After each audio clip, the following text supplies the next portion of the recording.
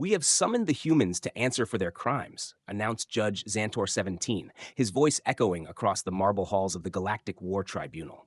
He floated 3 feet off the ground, because of course his species had no legs, and wore a ceremonial white wig that looked suspiciously like a nest of albino worms. Thousands of beings filled the chamber. Glowing reptiles, sentient clouds, something that looked like a walking omelet. All eyes turned to the entrance. The doors slid open with an ominous hiss, and in walked the humans.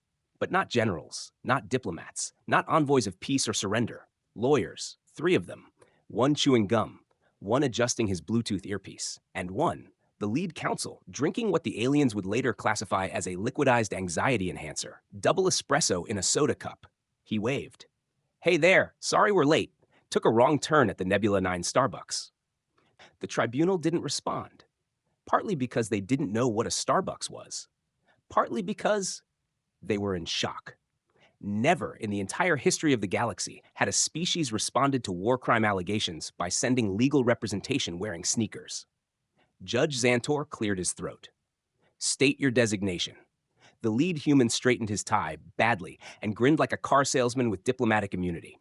"Bradley Thompson, Earth Legal Defense. You can call me Brad. This is Karen, and that's Craig. He doesn't talk much since the space divorce case." Craig gave a solemn nod. Karen was already typing. There was a long, painful silence. Then a voice in the audience whispered, "They've sent civilians." Another muttered, "Are those PowerPoint slides?" Brad slammed a tablet on the defense podium. "You bet your 6-dimensional buttocks we've got slides." He tapped the screen. Earth V, literally everyone, a case study in misunderstood brilliance. First slide, a smiling dog in sunglasses giving a thumbs up. Judge Xantor's eye tentacles twitched. He'd overseen the incineration of rogue planets. He'd sentenced tyrants to be unmade molecule by molecule. But nothing had prepared him for this. "You are aware," the judge said slowly, "that humanity stands accused of interstellar aggression, biological terrorism, and deploying weaponized marsupials in a densely populated moon nursery." Brad nodded enthusiastically.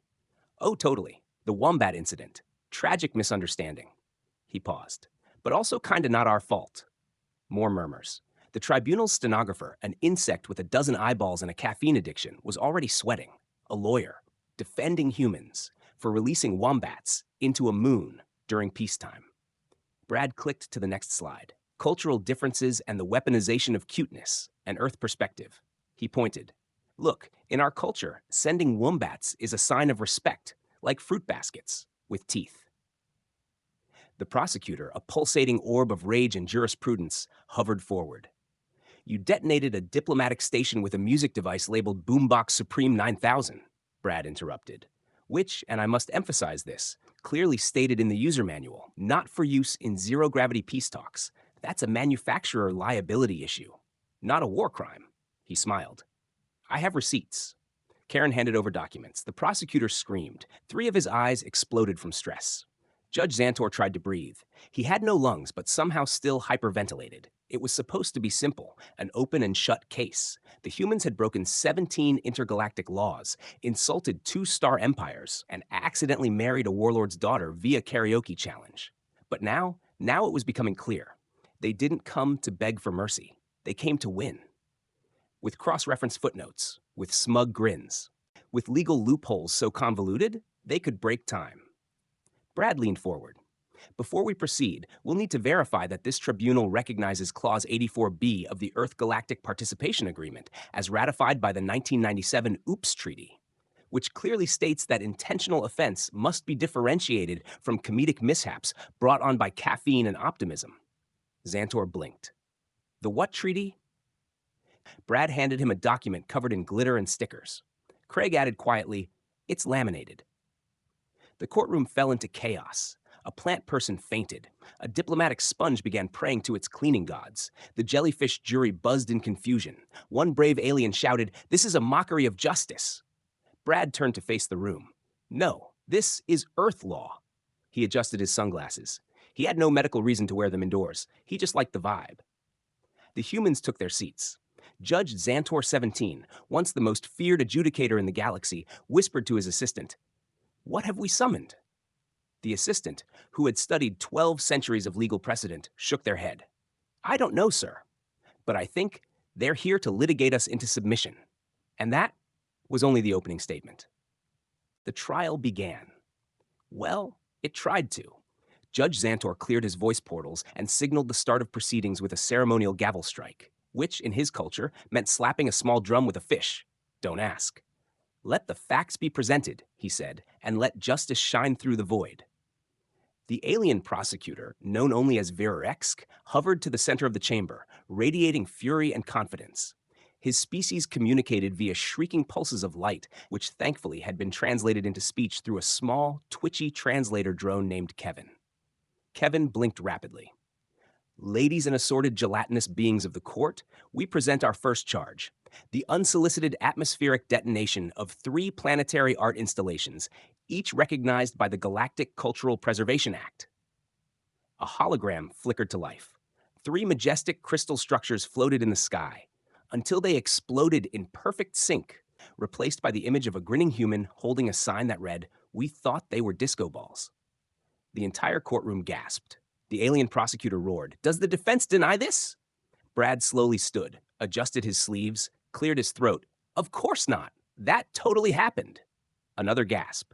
"But," he said, holding up a finger, "in our defense, Your Honor, your squishiness, your audience of extremely diverse sentient organisms, my client, Earth, believed they were participating in an interplanetary light show." He clicked a remote. Another hologram lit up, a human tourist guidebook titled Fun Things to Do in the Procyon Sector. Page 14. Touch-sensitive sky orbs included for visitor interaction. "Right there," Brad said, grinning. "That's entrapment." Verexk's light pulses stuttered in disbelief. Kevin the translator short-circuited from stress. "This is absurd. You obliterated priceless alien art." Karen chimed in deadpan. "We call that modern expressionism." The gallery exploded into chaos, shouting, clicking. One creature screamed and ejected a cloud of spores. Someone fainted. Probably the sponge ambassador again, and it only got worse. "Next charge," Verexk hissed, shaking. "The introduction of uncontained memes into the planetary databanks of Zor Delta 4, resulting in mass hysteria and collapse of their hive economy." A screen blinked on. There, looped endlessly, was a 6-second clip of a cat playing a keyboard. In space, wearing sunglasses, with the caption, "Can't stop the vibe, even in vacuum."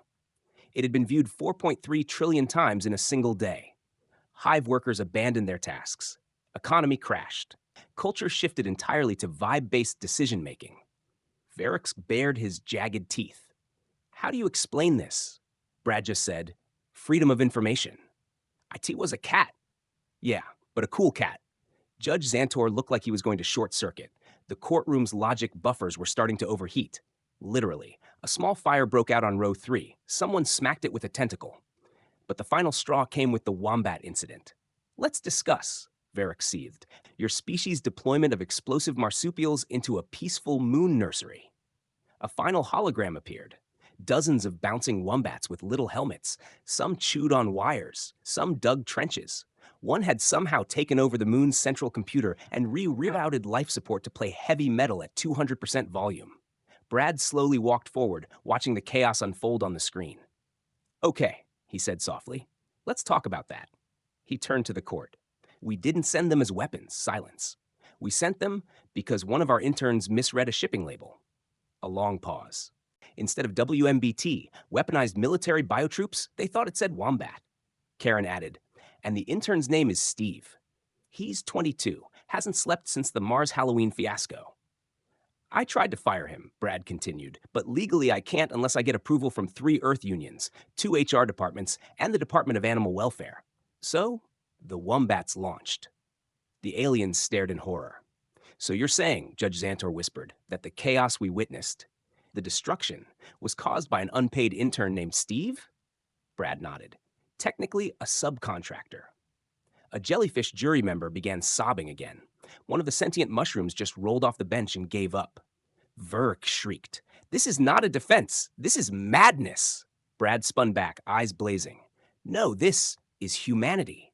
He pointed to the screen, which now showed a wombat eating a wiring harness while the moon's anthem played in the background. "We are not evil. We are not conquerors. We are just," he paused, "terminally disorganized." Someone in the audience burst out laughing, then another. Then even Judge Xantor chuckled. It started as a rumble, then a full-body squid-shaking, wig-tilting guffaw. "I've sentenced asteroid pirates to death," he wheezed. "I've vaporized kings." He looked up at the humans, blinking slowly. "But you people might be the most terrifying thing I've ever seen." And Brad smiled. He knew exactly what that meant. The tide was turning. By day 3, the Galactic War Tribunal no longer resembled a court. It looked more like the aftermath of a cosmic meltdown held together by caffeine, denial, and duct tape. Judge Xantor's wig had slipped sideways. His once glorious tentacle robe was stained with something suspiciously like Earth ketchup. The stenographer insect had gone into a stress cocoon, and the translator drone, Kevin, had started blinking in Morse code for "please end me." The courtroom lights flickered. Brad was still smiling. Karen had brought popcorn. Craig, silent, strange Craig, was now cross-referencing legal clauses with an emotional support lizard on his lap. Everyone thought the humans had peaked with the wombats. They were wrong. Because that morning, Brad submitted a motion to cross-examine Time. "Time?" Judge Xantor rasped, barely holding it together. "You want to? Question Time?" Brad nodded solemnly. "Specifically, the official war timeline presented by the prosecution. We believe it's biased, and also that it skips weekends." A loud snap echoed across the chamber. Vurex had dropped his prosecution crystal. "You're going to argue that intergalactic war doesn't count on weekends?" Brad shrugged. "On Earth, Saturday is sacred, and Sunday is for laundry." He held up a calendar. "Look, on this date, the supposed attack on the Gloob Glub Monastery occurred, yet our soldiers were simultaneously participating in a pizza-eating contest streamed live from orbit. Your Honor, they were double booked." The jellyfish juror made a soft blorp noise of astonishment. The judge blinked slowly. "So, you're saying the invasion was a calendar conflict?" "Exactly," Brad said, triumphant. "Our enemies declared war mid-brunch. Chaos erupted. The tribunal's logic core sparked and smoked. One of the legal aides, an amphibian in a suit, leapt out the window and declared itself a mushroom. And that was before the PowerPoint incident." Brad smiled with a terrifying calm. "We'd now like to present our closing argument in the form of an interactive slideshow experience." The lights dimmed. The screen lit up. A massive animated title boomed. "Humanity, the universe's most adorable threat." Slide 1, a baby laughing. Slide 2, the same baby throwing a sandwich at a diplomatic envoy. Slide 3, an actual legal chart titled "Degrees of Intent versus Chaotic Energy." "We are not monsters," Brad declared. "We are just profoundly unqualified for space." Next slide, a diagram comparing Earth's military funding to its cheese consumption per capita. "Who spends more on mozzarella than missile defense? We do." Verkskig's eye began twitching. "You mock this court." "No," Brad said, hurt. "We confuse this court. Huge difference." Then came the final blow. Brad reached into his briefcase and pulled out a treaty. Not just any treaty. A copy of the Universal Mutual Cooperation Pact, signed by Earth decades ago. Clause 47B stated clearly, "Any species labeled as endearingly inept by 3 or more galactic members shall be granted temporary immunity from judgment under the Dumb Luck Protection Act." "We have signatures," Brad said, grinning. "From the Glorgan Empire, the Sentient Otter Council, and that one-star whale who called us cute but horrifying." He held up a selfie of the whale giving Earth a thumbs up with a flipper. Silence. The entire courtroom sat frozen in stunned disbelief. Judge Xantor's voice was barely a whisper. "You invoked the dumb luck clause?" "Yup. And you have witnesses?" Karen stood up. "We've called one to testify." A massive screen opened above them. The image of the star whale appeared, wearing sunglasses and surrounded by floating ducklings. "I like humans," it boomed. "They explode things by accident. It's like watching toddlers with grenades." The prosecutor collapsed, face down, glowing in humiliation. The court was quiet, utterly quiet. Judge Xantor stood, robes crumpled, dignity gone. He looked at Brad, then at Karen, then at Craig, who was now feeding snacks to his lizard from a legal folder labeled Plan D, "Seduce the Jury." And that was the moment, that exact moment, when the judge realized they had never stood a chance. The humans hadn't just survived the trial. They'd broken it, bent it, shoved glitter all over its sacred procedures and called it performance art. He leaned on his podium. "We've underestimated your species." Brad tilted his head. "Most do. We thought you were violent, occasionally. We thought you were cunning." Brad snorted. Have you met Craig? Craig blinked slowly. A snack fell out of his mouth. No, the judge muttered. You're worse. He stared into the middle distance, tentacles trembling. You're unpredictable, unfiltered chaos in a business suit. Brad beamed. We try our best. The silence that followed was not peaceful. It was the silence of 100 alien species all simultaneously thinking the same thought. We have poked the wrong bear, and somehow that bear sued us for emotional damages, and won. The tribunal would never be the same again. The verdict was coming. You could feel it in the air, thick with tension, unspoken terror, and the faint smell of burnt printer ink from Brad's last emergency exhibit. Judge Xantor stood tall, or rather, he floated at a slightly depressed angle. His ceremonial wig had wilted. His robe was torn. His voice was hoarse from hours of shouting, gasping, and uncontrollable laughing that sounded suspiciously like sobbing. The prosecution was gone. Vurex had been escorted out after trying to file a restraining order against Earth's entire cultural output. The translator drone, Kevin, was last seen flying in slow, exhausted circles, whispering, "I wasn't built for this." The audience? A mess. Half the jellyfish jury had detached and floated away in despair. 2 sentient fungi were undergoing therapy. The walking omelet had enrolled in culinary school to find itself again. And still, Brad stood there, calm, cool, adjusting his tie like he'd just closed a real estate deal, not dismantled an entire intergalactic justice system. Karen yawned, stretched, and casually filed her nails with a piece of ancient alien crystal. Craig was feeding his lizard a donut. The humans weren't just unbothered, they were thriving. Judge Xantor finally cleared his throat. I have deliberated, he said. Brad leaned forward, eyes twinkling. The chamber lights flickered as the decision echoed through the ancient stones of the tribunal. Earth is hereby declared, a long pause, legally untouchable. The silence was instant, violent, deafening. Then came the sound of several aliens fainting at once. Xantor continued, exhausted. Due to a combination of procedural chaos, excessive documentation, untraceable treaties, conflicting timelines, and a 37-slide PowerPoint labeled Oops, a retrospective, we, the tribunal, relinquish all attempts to assign guilt or logic to your actions. He threw his gavel. It bounced off the ceiling, hit a grubworm diplomat, and was immediately declared a war crime. Brad clapped politely. Karen offered a polite golf clap. Craig nodded slowly and whispered to his lizard, "We did it, buddy." And that was it. The mightiest court in the galaxy defeated. Not by weapons, not by strategy, but by pure, weaponized bureaucracy wrapped in human nonsense. The moment the decision was made, things began to unravel fast. A security droid tried to detain Brad for smirking too confidently. Brad handed it a form labeled Diplomatic Charisma Waiver, and the droid short-circuited from existential crisis. Karen pulled out a glittery Earth flag the size of a beach towel and planted it right on the courtroom floor. Boom, she said. Legal victory. Claimed. Someone screamed in the distance. Someone else began writing a memoir titled, I Survived the Human Trial, Barely. And then, the unthinkable happened. Judge Xantor bowed to Brad. You've outmaneuvered logic, he said, voice cracking. You've undone law itself. You've made intentional incompetence into a tactical asset. He stared, wide-eyed. You are not a species. You are a legal black hole in business casual. Brad beamed. Thank you, Your Honor. That means the world to us. Karen leaned in. We'll be billing for emotional distress, by the way. Of course you will, Xantor whispered, defeated. Behind them, one of the mushrooms screamed, They're going to do this again, aren't they? Everywhere, another whispered in horror. They'll spread like passive-aggressive wildfire. Brad gave a thumbs up. And with that, the humans packed their briefcases, high-fived each other like overconfident middle managers, and turned to leave. The doors of the tribunal creaked open. A shaft of golden light spilled in. It should have been majestic. It was somehow threatening. The entire courtroom watched as the humans walked out. The silence lingered, until one tiny alien voice, trembling, asked the only question left, Do they even know what they just did?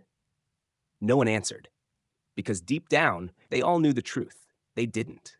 Not really. Brad would tell this story over drinks at a bar orbiting Alpha Centauri. He'd laugh, Karen would roll her eyes, Craig might smile, maybe, but none of them would truly grasp the cosmic panic they had unleashed. Because humanity had just proven they were the most dangerous species in the universe. Not because they were evil, not because they were brilliant, but because they were so profoundly, beautifully, accidentally ridiculous that no one could stop them. And as their shuttle disappeared into the stars, wobbling slightly from a misplaced coffee machine, one thing became clear. Aliens feared Earth, but not for the reasons anyone expected.